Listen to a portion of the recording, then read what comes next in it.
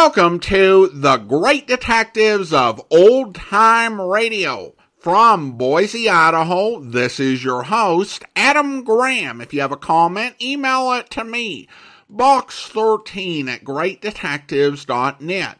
Follow me on Twitter at Radio Detectives and check us out on Instagram, instagram.com/Great Detectives. Today's episode is brought to you in part by the financial support of our listeners. You can support the show on a one-time basis, support.greatdetectives.net, or become one of our ongoing Patreon supporters for as little as $2 per month at patreon.greatdetectives.net. Now it's time for us to bring you this week's episode of Sam Spade, and this one is from a home recording disc. Now, we've heard about these in some radio plots. There were a couple of different detective programs, including Pat Novak for Hire, that involved people going to a record store where you could record your own record in a booth. And there were also some involving home-recorded records. My favorite of these was probably the Nick Carter episode, Records of Death, about a guy finding 10 records that chronicle a murder,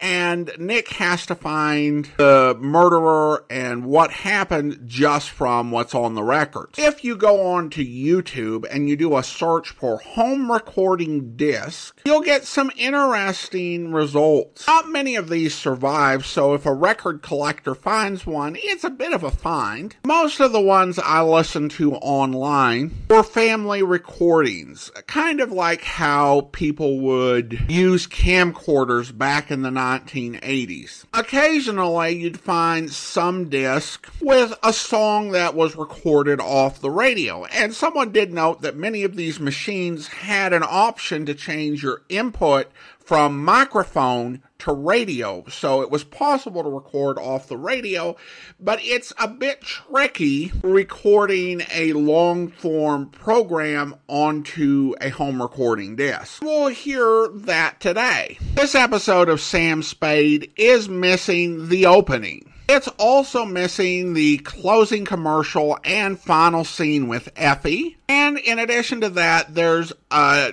10-second gap while the person doing the recording flipped over the disc, as again, you had a limited recording space on each side of the disc. But the story is actually complete. This episode was released prior to the caper with Tube Deathbeds, which began the longest streak of available episodes of Sam Spade in the series. So now let's go ahead and we'll bring you today's episode of Sam Spade. The original air date, May 30th, 1948, and the title is The Prisoner of Zenda Caper.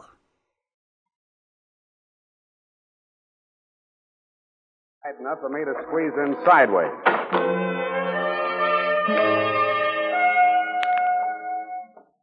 In the 60-foot-high entrance hall of Zenda, I heard music.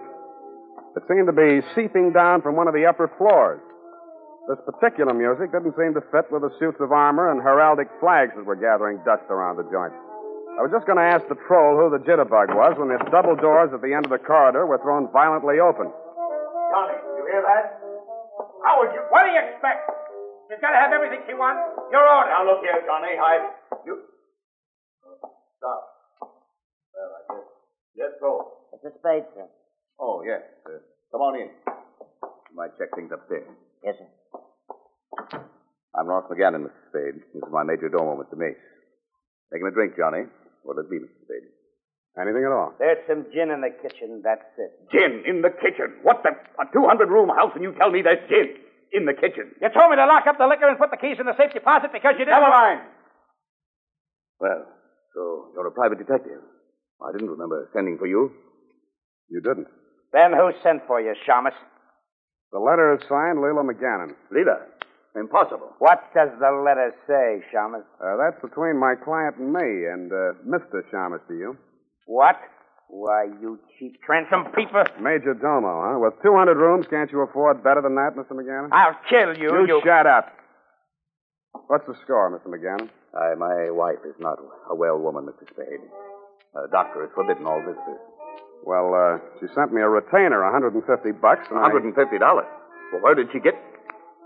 Johnny, you hear it? Don't look at me. You say you locked up all the liquor? That's what I said. Very well.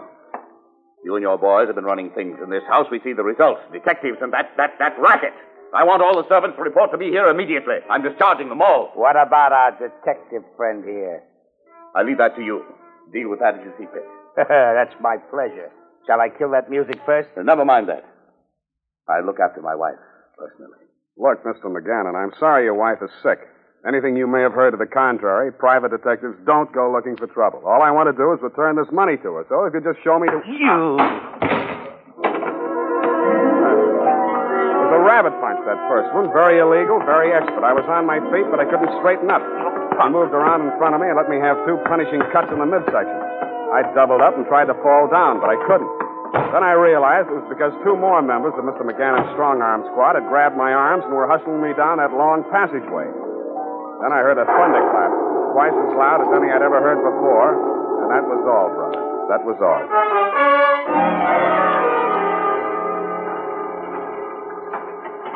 Well, what happened in there? Oh, are you hurt, Dad? I'm taking worse, but I've forgotten where. Well, look, your head's cut. Yeah. And oh, here, let me help you. Thanks. I'm groggy. Golly, what a mess. Did I get any on you? Oh, well, that's my car. You think you can make it? Yeah. Lean on me. Oh, it's all right. I'm wiry. That's nice.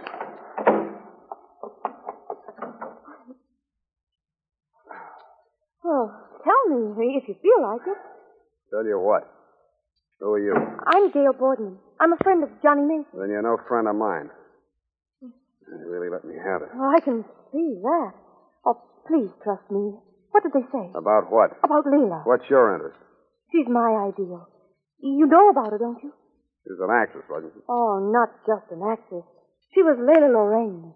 She was a big star. Camille, Trilby, all those. Prisoner of Zenda. McGannon. He built this castle for her. Just like in the movie of the Prisoner of Zenda. That what she married him for, a castle? Oh, he wasn't the big love of her life. He died. Who was her first husband? Joe Kenyon. You know who he was. Well, the name kind of rings a bell. Musician. Played trombone. Hot? Oh, one of the best, the experts say. Only it's hard to prove. You see, you can't get any of his records. He made hundreds, but something happened to them. Now what? Hello. What do you want, Johnny? I didn't know you had company. Spade, I'm sorry we had to rough you up. We'll talk about that later. What's his angle, gorgeous? Look, sweetheart. Johnny here is definitely not your type. What do you want from him? I don't want... I know what you've been playing me for. You want me to get you into that house. Well, you figure on finding out something about Leila that'll be good for a shakedown.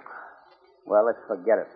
As long as you're going to take this charlatan with you instead of me. Well, how do you... You're both wasting your time.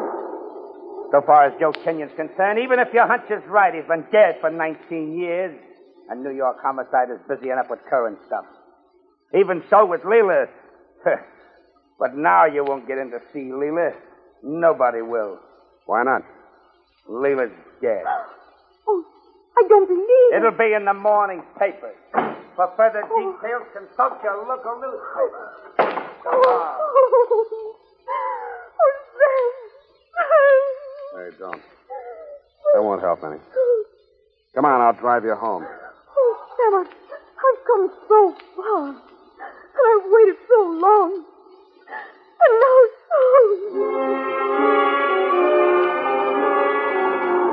I wondered just how far she had come or how far she'd gone.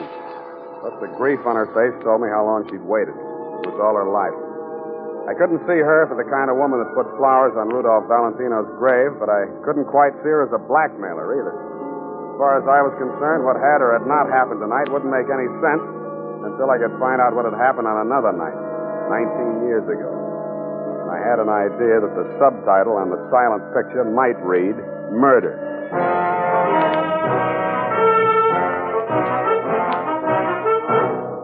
The makers of Wild Root Cream Oil are presenting the weekly Sunday adventure of Dashiell Hammett's famous private detective, Sam Spade.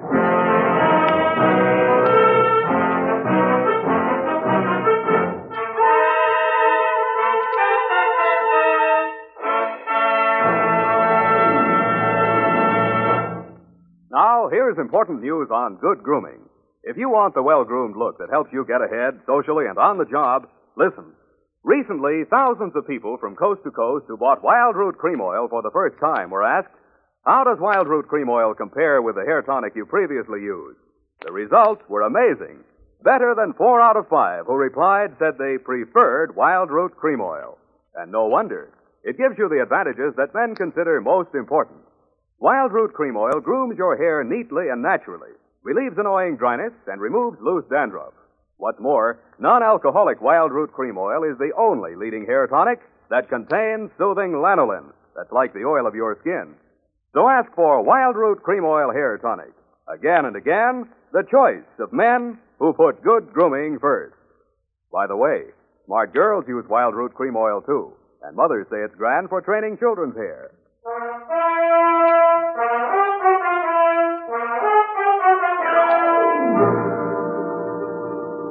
And now, back to the Prisoner of Zenda caper. Tonight's adventure with Sam Spade.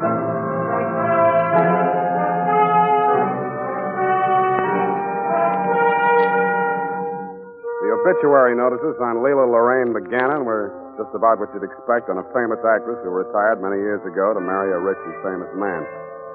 McGannon was described as a promoter, political leader, and financier. The late Mrs. McGannon was described as one of the great beauties of her generation, as indeed she was. There were pictures of Billy Duff, Mary Philbin, Clara Bow, Marilyn Miller, Jean Eagles, Renee Adderey, Lillian and Dorothy Gish, and the full cast of Scaramouche, film pioneers who were her contemporaries, friends of lovely Leila Lurene. But an omission in the otherwise fulsome account was provocative. To me, there was no mention of Leila Lorene's first husband, Joe Kenyon. Pete Daly knows all there is to know about young men with horns, and Pete gave me some information. Joe Kenyon? Ah, trombone man, yeah. First time I heard that cat, I was just a little kitten. I'd say he had a style something like Miss Mole, only more legit, you know.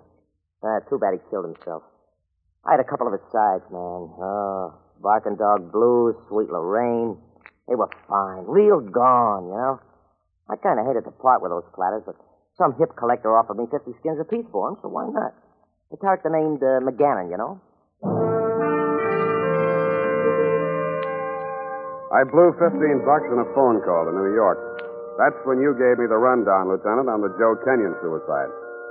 He'd taken a long walk on a short pier. Cause of death, drowning. But the sap wound on the back of his head was never explained. There was no record of his ever having been married to anybody named Leila Lurene.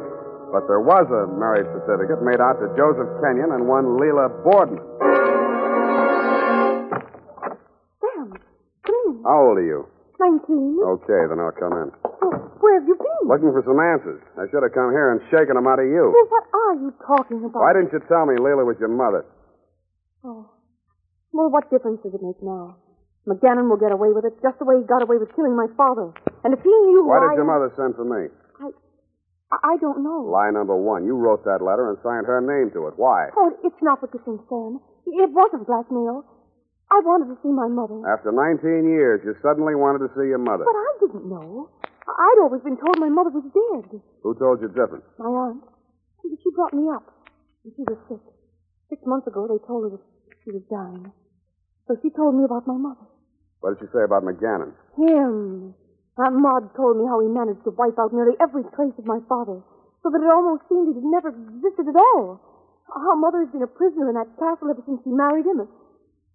I wanted to help her. Now she's dead. How did you meet Johnny Mace? Well, he caught me trying to climb over the wall. At first he was very stern, and then he started laughing. He said I was harmless. Smart boy. He thought I had some kind of a blackmail plan, and I let him think so, because he was my only link to the people in that house. But he kept putting me off. Well, that's why I finally sent you that letter. Oh, I guess I must have been crazy. Yeah. Look, Angel, you told me...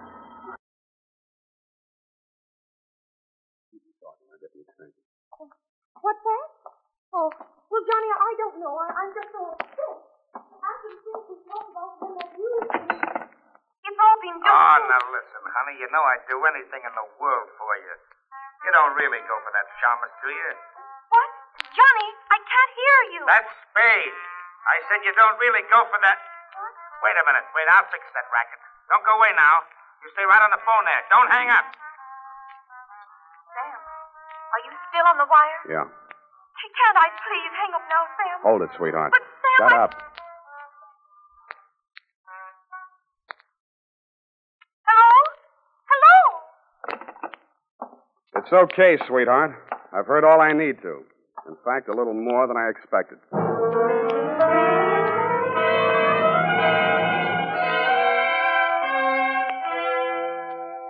Zenda Castle was hideous enough in the daytime, but you should have caught it at night. The rain stopped about 10 minutes before I clambered down from the bus and slogged up the winding mountain road to the dead end. I took a plant in the traditional shrubbery and waited. It wasn't long, maybe 20 minutes. The station wagon shot up in front of the gate. Somebody got out to open it, and while that was happening, I hitched on and rode the rear bumper in. We came to rest in a dungeon-type garage. Oh, boy, another day, another $50. Play any cribbage, Troll? No, not tonight. I'm gonna pound the fella. You locking up? Yeah, I got it. Hey, how do you like that?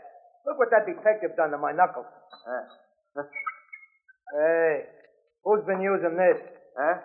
Oh, me. I started to have a look, but it was too dusty. How long since they used that? They never did. What's it for? It was built according to authentic castle specifications. And it's supposed to be kept locked. Lock it.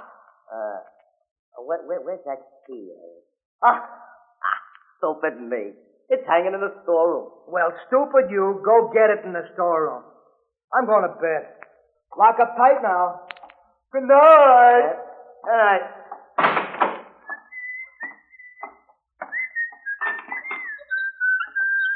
Hey, what?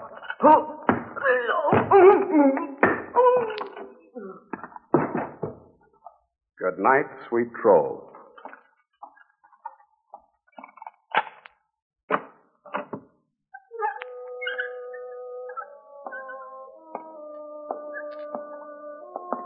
It was real silent picture stuff, all right. There were things like it in The Cat and the Canary, Phantom of the Opera, The Bat. No old-time thriller was complete without a secret passageway. About halfway, I completely lost my sense of direction. All I knew was that I was going up, and it was cold, damp, cobwebby, and creepy. But the last 5 minutes, I knew I was going in the right direction after all. 3 steps from the top, I felt a sudden rush of warm air as the door opened and a slot of light stabbed down at me. A robed figure was framed in the doorway. So, you've come for me at last, eh? Well, I'm ready. Come on in. Come in, I said. Don't keep me waiting. I followed her into a dim cavern of a room. It was all done up in oriental drapes and beaded lampshades. It smelled of incense. She didn't look quite as dead as her obituaries had claimed she was. She looked enough like the beautiful Leela Lurene of 20 years ago to be her grandmother, but there was no mistaking the grand manner. She flung herself on a couch in a Turkish corner, poured herself a hooker of gin, downed it in one gulp, and took up a Fida Barra pose. Well, what are you waiting for? I don't know. I do. You're from the New York police. You want me to talk about Joe Kenyon? Well, he plays that horn like the end of the world. And that's all. I just happen to have a record here. Sweet Lorraine? I heard it. Oh? I was a big star. The biggest star. When Joe made that recording.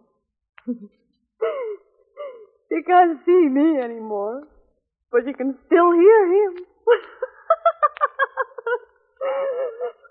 I guess you were pretty much in love with him, weren't you? I hated him. He used to come home when he felt like it. From some weed patch somewhere, and I hated him. Slapping me around. He was like a crazy man. Only he had green eyes. Somebody around me. Jealousy. He said, Ross McGannon said the baby He's going to throw out the window. Here, now, take it easy. And then Ross sent some men over and they took Joe's body away. I killed him. He killed my baby, so I hit him. He's a wonderful musician. That's all. I just happen to have a record here. Sweet Lorraine? Huh? I was a very big star in those days. Who are you talking to? I was way ahead of you. Rita!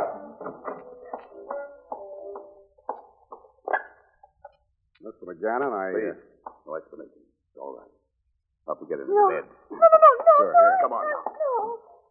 Just stop that music. Play again, huh? Listen, I know an all-night place in the village where we... Well, Spade, Well, you've seen what you came to see. You like it. Can we talk here? I don't want to disturb you. Don't worry. I guess I owe you an apology, Mr. McGannon. I think you owe me one, too. But I suppose the beating I took was no more than $150 worth. Well, things had gotten to such a state by the time you arrived here. We thought this girl was trying to blackmail us, and we... Well, anyway, I'm sorry. Yeah, well, what I don't get, why did you make things so tough for yourself? Your wife could have told her story to any jury 18 years ago and walked out a free woman. And let the world know the sordid truth about her life with Kenyon? No, I had to do what I did. I had to protect her. Don't you see what she meant? Not only to me, but to the whole... Well, that's your business. So you told her the baby had died. She wasn't fit to raise a child. She was already on the road to where she is now.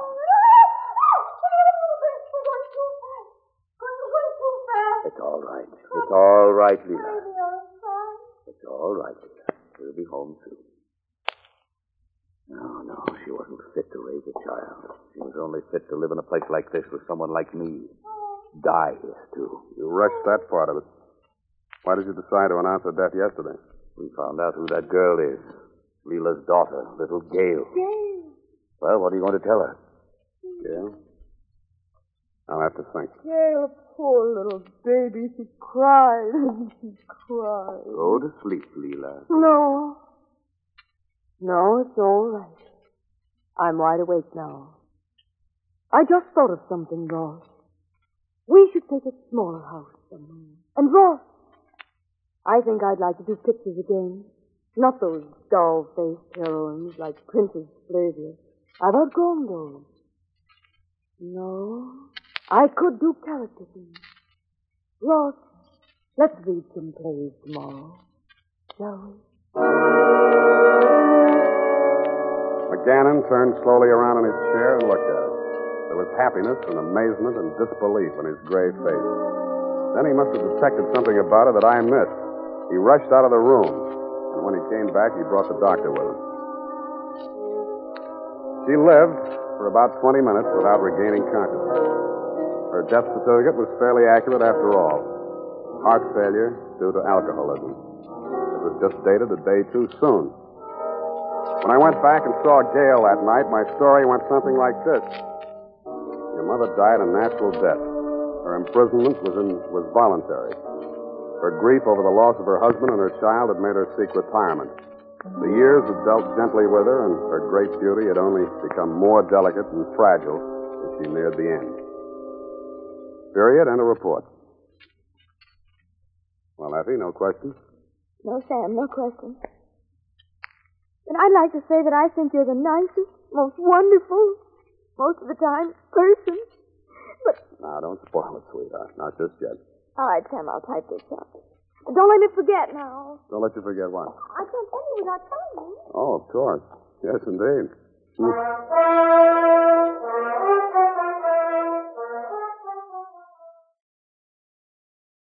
Welcome back. Well, this represents a solid, dramatic episode. It's a case where both Sam and probably most listeners arrived at the wrong judgment. And we got to see that sort of compassionate side of Spade, which Duff did a great job portraying in a really understated way. I definitely missed the opening and concluding remarks between Sam and Effie. Martin Graham's notes in his book, The Radio Adventures of Sam Spade, that the close was actually interesting because, according to the script, Sam tells Effie goodnight, sweetheart, before she can say goodnight, Sam. So she says goodnight, Sam, after that, and then Duff repeats goodnight, sweetheart, and says, don't forget, I always have the last line. Now, most listeners would think this was a blooper. However, that was actually in the script. It was written in a way to make it seem like there was a blooper, like Duff had made a mistake. Pre-planning a blooper is kind of an odd move. Graham suggested it was to keep the closing fresh, and I can't think of any better explanation for messing with the audience's mind like that. What I would like to know is if Tuttle and Duff actually made a real blooper when they got to the recording by doing it the correct way. At any rate, we're unlikely to ever know. Still, I'm grateful for the recording we have.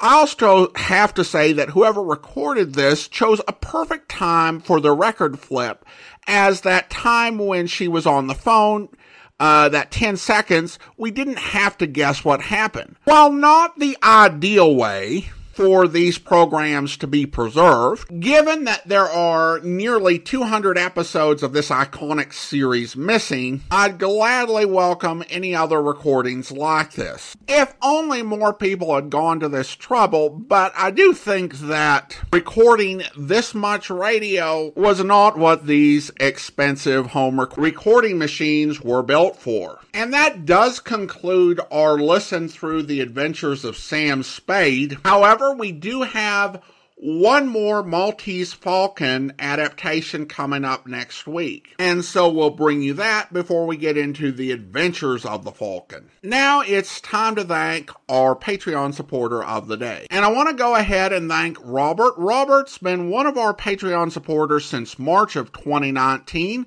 currently supporting the podcast at the rookie level of $2 or more per month.